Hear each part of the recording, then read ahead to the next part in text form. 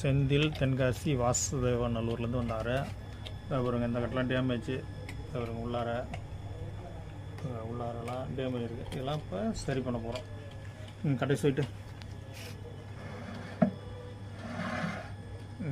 அப்படியே கட்டையை திருப்பி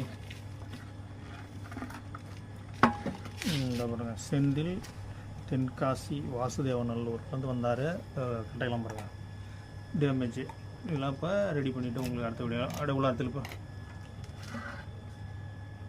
பாருங்க உள்ளாரெலாம் டேமேஜ் பாருங்கள். இதெல்லாம் வந்து கரெக்ட் பண்ணிவிட்டு உங்களுக்கு அடுத்த வீடியோவில் காமிக்கிறேன். வாசுதேவநல்லூர்லேருந்து செந்தில்ன்ற ஒரு கட்டை.